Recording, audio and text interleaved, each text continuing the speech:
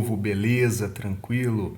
Galera, é o seguinte, essa aula aqui vai ser para o primeiro colegial, continuando aí aquela nossa aula ao vivo, e eu vou chamar para vir para essa aula também o terceiro do ensino médio, porque eles viram o Renascimento, né? E eles têm História da Arte também, para complementar o estudo deles antes que eles passem desta matéria, né? Então essa aí é a nossa aulinha 12, contando as sequências de aulas gravadas que nós temos aí no canal da escola, né? Sem contar as ao vivo, né? Então, aula 12, aí eu tinha prometido que entraríamos na pintura, nas pinturas renascentistas, né? Na aula ao vivo a gente viu o Renascimento, como surgiu, por que surgiu, os motivos que surgiram, né? Aqui vamos ver algumas características das pinturas, sim, características gerais delas, e vamos começar vendo aí alguns artistas. Então eu vou recordar alguns aspectos aqui, serve para uma série ou para outra, né? Mas eu vou recordar alguns aspectos do Renascimento, para a gente lembrar então que esse Renascimento, né, é esse nome porque você resgata valores clássicos, valores da Idade Antiga, valores grego-romanos, né? E é um resgate porque você tinha esses pensadores, aí esse conhecimento na mão da Igreja Católica. Por isso que os renascentistas, né, deram um nome aí, vai ser dado o nome de renascimento, né, porque eles querem reviver, né, nascer de novo aquele pensamento grego, né, o clássico, clássico. Então, quando a gente fala em clássico, você pensa em pensamento grego e romano, né? Então, isso aí que vai ser fonte de inspiração e modelo para uma civilização. Com isso, vem o humanismo, porque o resumo dos valores clássicos nada mais é que o antropocentrismo, o humanismo, a valorização das ações humanas, né? Se contrapondo com aquele universo medieval, sobrenatural, supersticioso, de fé só apenas, né? Lembrando o ponto, lembrando, então já deixo registrado aqui as lembranças, as nossas recordações, lembrando que o homem renascentista ele não é ateu, né? Mas ele vai começar a ver a religião de um outro ponto de vista. Esse renascimento, né, esse homem da renascença, esse homem da Idade Moderna, ele vai fazer a sua produção artística não só em pintura, mas em todas as áreas do conhecimento, em pintura, em literatura, em escultura, certo? Então, o Renascimento atinge toda a forma de arte, né? Onde a ciência, o rigor científico, o ponto de vista científico vai ser importante, né? Nas artes produzidas. Em geral, com essas características: o humanismo, valorização das ações humanas, classicismo, o resgate dos valores grego-romanos, o antropocentrismo, homem-centrismo, centro, as coisas olhadas do ponto de vista humano. E o que é humano? A razão, a racionalidade, o racionalismo, o estudo das ciências, cientificismo, e o estudo da natureza, naturalismo, né?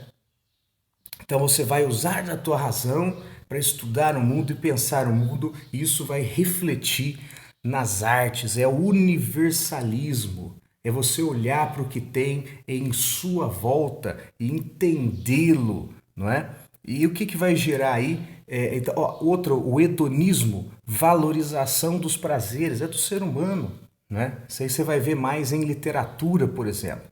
É do ser humano, é o prazer do hoje, é o agora, né? Estamos melhor, a sensação de otimismo, né? Então você pensando no homem, no racional, você vai ter também o individualismo. Eu estou fazendo isso, isto está acontecendo, eu fiz essa obra de arte por causa do meu talento, por causa do meu talento. É o individualismo, o eu, o indivíduo, né? Então, assim, algumas características gerais, né, que vai permear essas variadas obras de arte do Renascimento, tá certo? Então, ó, eu falei que você tem divisão do Renascimento no ponto de vista artístico em três: Trecento, Quattrocento, Cinquecento. Esses são os séculos, né? Claro, isso aí, você colocar em estantes, em rótulos, isso aí é para a gente facilitar o estudo, mas o Renascimento ainda vai um pouquinho mais. Você vai ter artista que... Mas você vai ter características do Trecento que vai ter lá no... Bom, enfim, isso aí é só para a gente ter uma baliza temporal, né? A gente estudou um artista importantíssimo nas últimas aulas, que foi o Masaccio, né? O Masaccio, que é o começo das características renascentistas, né? Que é a sacada da profundidade, a sacada da profundidade. Se você tem o racionalismo, o cientificismo, a ciência vai chegar também, no caso do nosso tema aqui, na pintura, né? Então, o que o Masaccio fez? Ele foi lá desenhar um afresco. Masaccio foi desenhar um afresco, olha lá.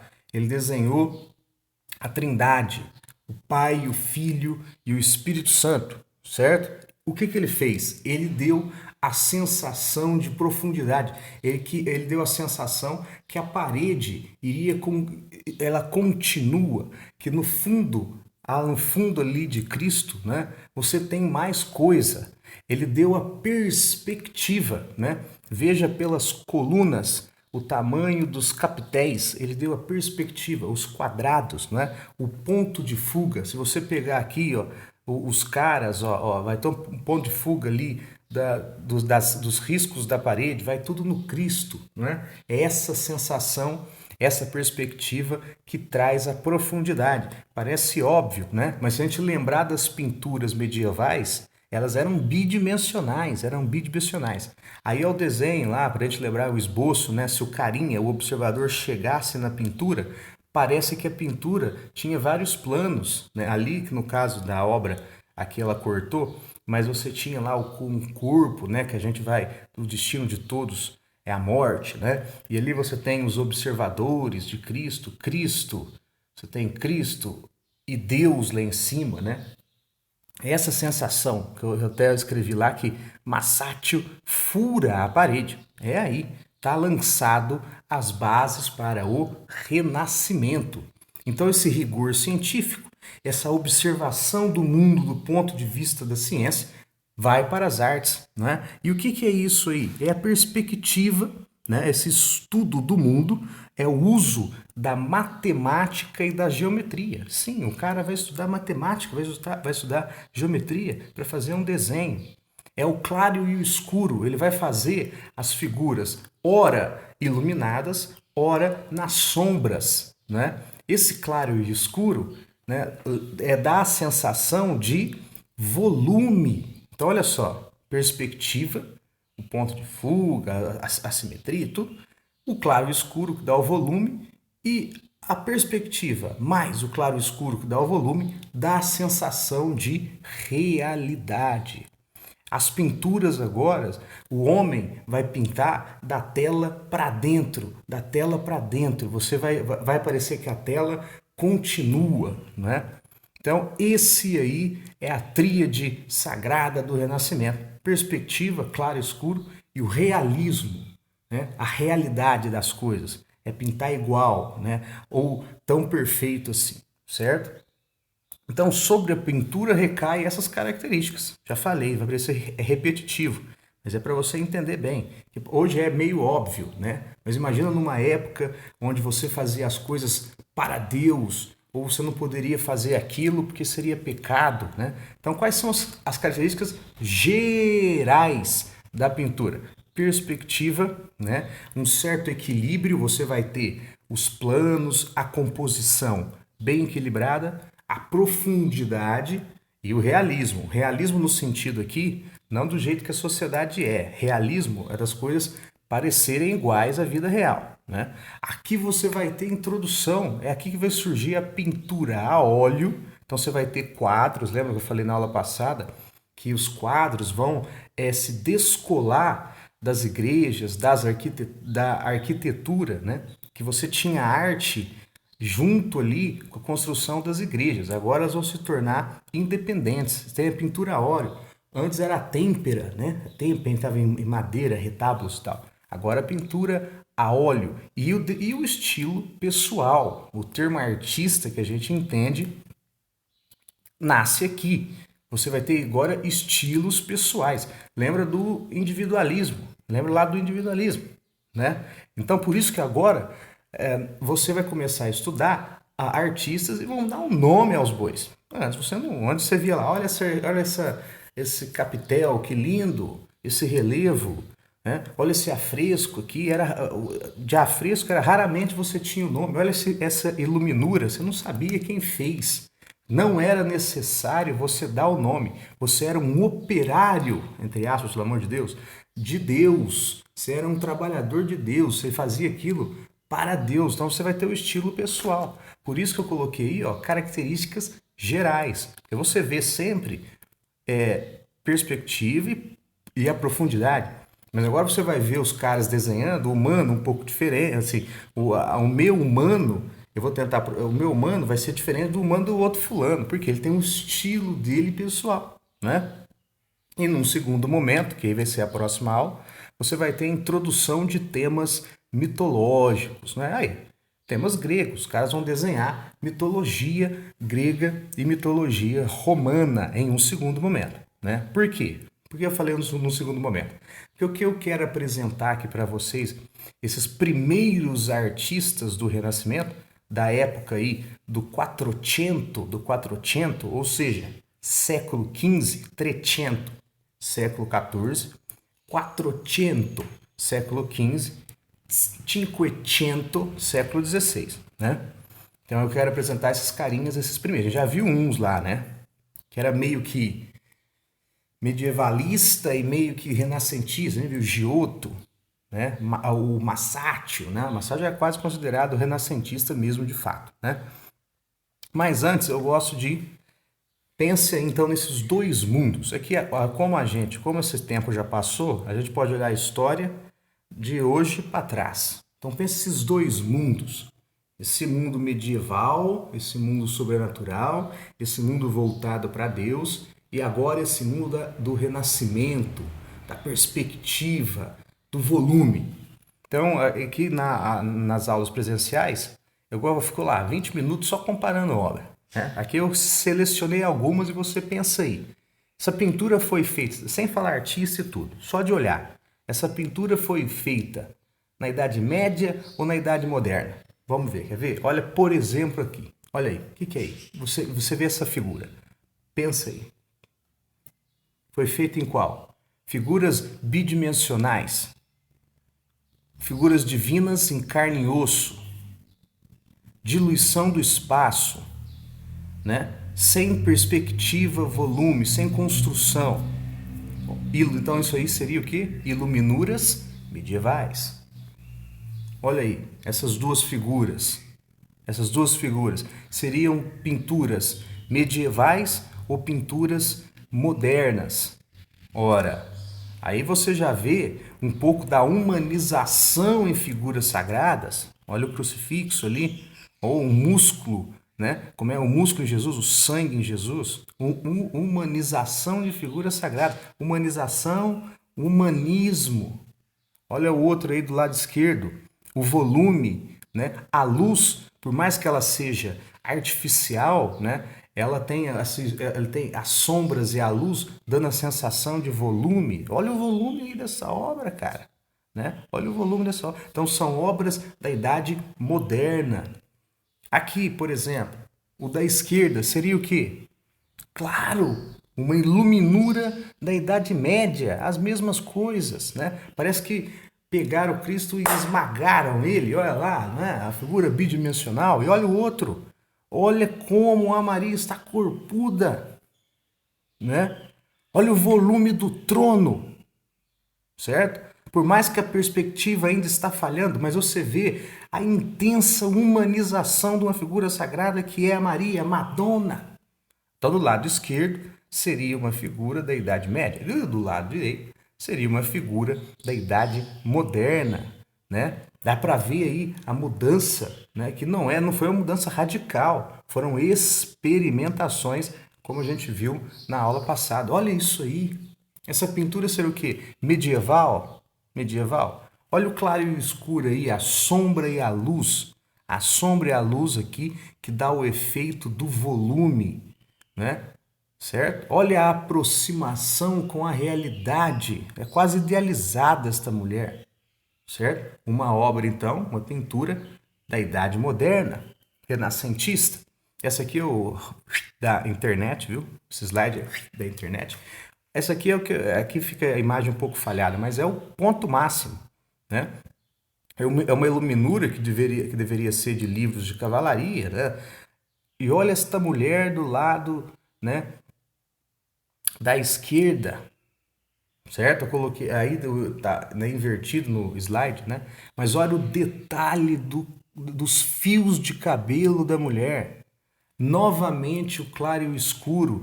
Aí, olha só, não é uma figura sagrada aí, você já vê, deve ser alguém da nobreza. Oh, perdão, deve ser alguém da burguesia. Você começa a pintar outras coisas, o tema começa a sair do religioso, né? E ali você vê as mesmas características ainda, certo?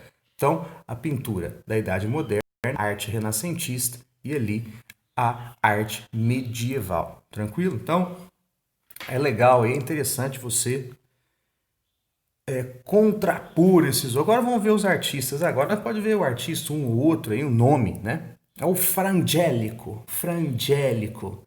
Ele tem esse nome aí que falava que ele pintava igual os anjos. Então, isso aqui eu vou falar rapidão. O que vai. Agora a aula vai rapidão. Pegue todas as características que eu te mostrei no Renascimento e vejam nas obras aqui, né? Esses caras ainda têm um pé no medieval. Por quê? Porque ou são caras muito religiosos, ou são caras mesmo dentro da igreja, né? O Frangélico, lá, 1385 a 1455, coloquei a data aí, não para você decorar, coloquei a data para você ver aí que é o período aí, né? É o período do 400, século XV, né? Ele nasceu no século XIV, mas ele morreu e desenhou no século XV. Né, os caras que eu vou mostrar hoje, são apaixonados por temas do Renascimento. Não, perdão, falar melhor, não. Por características do Renascimento. Ele adorava desenhar igual à realidade, né? Não aquelas figuras bidimensionais, e sim a realidade. Porém, ele tem uma tendência religiosa e desenhava temas religiosos. Tá vendo? É um cara ainda que não se deslocou totalmente do teocentrismo. Então vamos ver alguns exemplos aí do Fra Angélico, né? Olha aí a deposição de Cristo. Quando você bate o olho nessa obra aí, você vê cores vivas demais, cores fortes, alegres, né? Vermelho, azul, branco, né? Aí é o Cristo indo para a cruz, acho que saindo da cruz aí, né? Mas olha aí, você já vê como as personagens da obra, né? Os personagens da obra já se aproximam um pouco mais da realidade, tá vendo? Já se aproximam um pouco mais da realidade. Você tem fundo, né? Então, fundo, para você fazer o fundo, você tem aí perspectiva, volume, né? O detalhe no jardim, você já está vendo. A tela é iluminada, até onde não é iluminado, né? Onde tem sombra, é claro, né? Então você vê aí traços do Renascimento. E o tema é Jesus Cristo, um tema religioso. Aí até o juízo final, né? Essas obras são retábulos, são pintadas em madeira, né? O juízo final, mesma coisa, as cores, né? A estrada ali que te conduz a adentrar a obra, né? Que aqui a obra tá pequena no slide aqui, pequena, né? Mas a humanização de figuras, e a mais famosa dele é a Anunciação. Coloquei aqui de propósito a Anunciação, porque a gente vai ver várias anunciações. O que é anunciação? É o anjo chegando a Maria, anunciando que ela será filha, que ela será mãe, né? Será a mãe do Salvador dos homens, de Jesus, né? Aqui no caso, qual é a reação da Maria? Então vem aí o anjo Qual é a reação da Maria? Essa aqui, lembra que eu falei que você vai ter anunciações com várias reações da Maria, de estranhamento, de pensamento e de aceitação. Essa aqui é de aceitação, aceito que venha, sou a serva de Deus, que venha, né? Aqui que ela, isso aqui é uma pintura, é uma série que faz parte de um retábulo, né? Então ela está cortada, não dá para você ver muito, certo? Mas eu vou só te dar alguns aspectos aqui. Então, a Maria aceitando que será a mãe de Jesus, ao fundo, né, ao tema religioso, ao fundo você vê Adão e Eva já vestidos, então eles foram expulsos do paraíso. Qual é a intenção do frangélico? Qual é a intenção do frangélico? Né? É mostrar a mulher pecadora, a mulher que errou, né? E a mulher que está acertando, está acertando as contas, está aceitando o pedido de Deus, ela vai ser mãe, não é? Ela vai ser mãe, é o encontro da humanidade com o divino. Aí, ó, não se desloca totalmente, né? É o encontro da humanidade com o divino. Você vê o Espírito Santo, né? Ali em cima desta coluna seria o desenho de Deus, é que aqui não dá para ver. Ali no fundo, o quarto humilde de Maria, o jardim de Maria, as palmeiras, né? E você vê aí a arquitetura clássica. Olha esses pilares, essas colunas. Olha os capitéis, né? A arquitetura clássica, né? Ali os detalhes da asa do anjo, do manto, da roupa, né? Dizem que ele estudou a dinastia Ming, as porcelanas da dinastia Ming, para ele desenhar aí os arabescos da roupa do anjo. Olha o estudo, né? Certo? Anunciação, frangélico. Vamos ver mais outro aqui, rápido, antes que a aula fica gigante. Olha aí, ó. Paolo Uccello é outro também, né? Ele tinha um interesse pelos estudos científicos, pela realidade, só que os temas do Paolo Uccello vai ser os temas de cenários medievais, vai ser o medievo, né? Aí, por exemplo, né, é um afresco equestre de Sir John Hawkwood, se eu não me engano, é um cavaleiro, é um soldado, é um cavaleiro medieval. Os temas dele serão medievais, serão batalhas, serão lutas de santo, serão cavaleiros, né? Olha aí a pintura do afresco equestre, cavalinho, conhecido como pintor das paisagens. Vamos ver por que ele é conhecido como pintor das paisagens. Está aí, caçada noturna, né? Elas são nobres, ó, coisa do medieval, nobre, nobreza, coisa do medieval. São nobres caçando, olha os cachorros, né? Olha os nobres adentrando a floresta à noite à caça, né? Pintor das paisagens. Aí você tem a perspectiva. Parece até um quadro meio onírico, parece até um sonho, né? E tudo, né? Mas aí você tem a perspectiva, ó, a galera entrando na floresta para caçar, né? E aqui é uma das mais famosas dele, a Batalha de São Romano, São Romão, né? Que foi uma batalha entre as cidades italianas. Agora posso falar errado, em Florença e Veneza, não lembro, né? Mas olha, quase teatral, é uma batalha medieval, Você vê os cavaleiros, as armaduras, né? O fundo, o campo, que eles iam lutar em campo aberto. Você não vê morte, sangue, nada, né? Mas você vê a nobreza, a honra desses cavaleiros, desses soldados, as lanças, né? As lanças, temas medievais. O legal dele, que é de Santo Antônio, dragão, você vê um dragão, se você olhar ali, você fala que é surrealista. Mas não, é a história do santo, né? É um tema, quando eu falo tema aqui, é o tema da obra, da pintura. É um tema medieval, de santo, mítico, né? E para a gente encerrar aí, Piero della Francesca. Também, ó, para ele que é a mesma coisa, né? Ele era interessado aí pela religiosidade. Ele vai pintar as figuras sagradas tranquilas, serenas, é conhecido aí como pintor da tranquilidade. Mas para ele a pintura, onde está o Renascimento então? Cadê o Renascimento? Para ele a pintura é uma representação de uma composição geométrica. Não entendi. Ele vai fazer a composição do quadro, né? Montando formas geométricas. Ele vai dar ênfase. Então ele vai desenhar o corpo de alguém, vai ser esférico, tal. Ele vai dar ênfase às formas geométricas, os cubistas.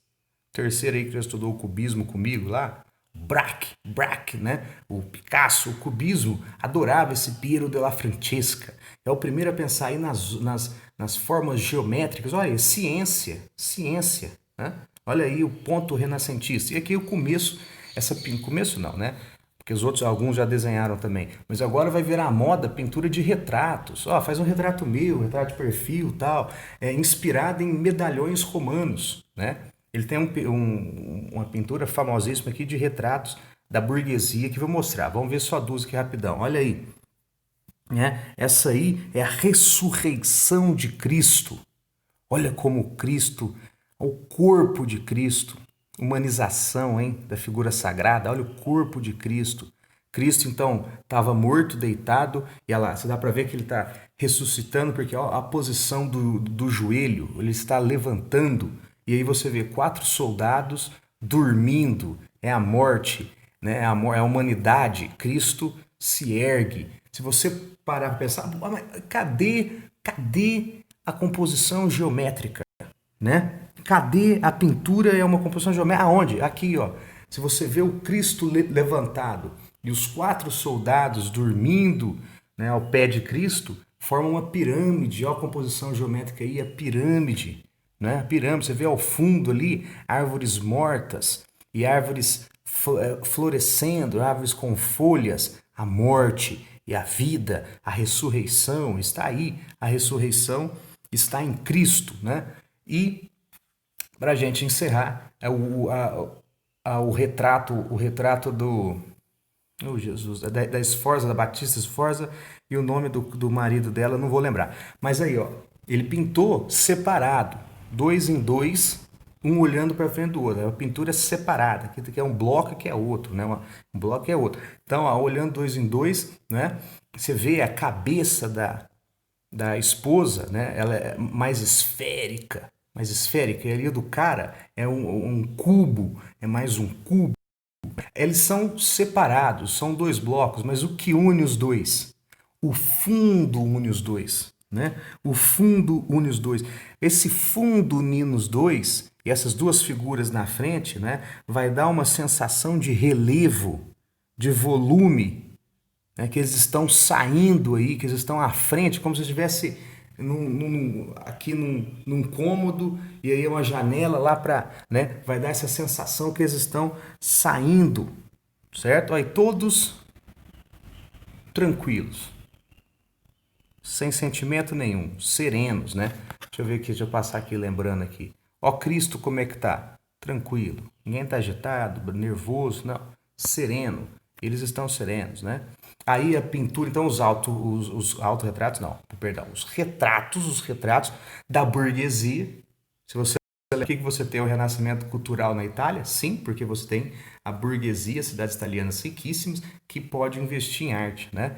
E essa sensação que eles estão aí, ó, de relevo, né? O que une os dois? A paisagem, mesmo eles pintados em blocos separados. Eu vou terminar, porque senão vai ficar muito longo, né? Aí as próximas aulas serão os artistas separados, beleza? Aqui eu fiz essa introdução para a galera do terceiro aí juntar com a matéria deles lá de Renascimento para ver se bate, né? E o primeiro aí já os artistas, e na próxima aula a gente estuda especificamente mais um. Tranquilo? Então, essa é a nossa aulinha de hoje. Não esqueça de comentar, porque aqui também vale a nota de presença, tranquilo? Dúvidas lá no plantão. Muito obrigado e abraço. Beijo do gordo.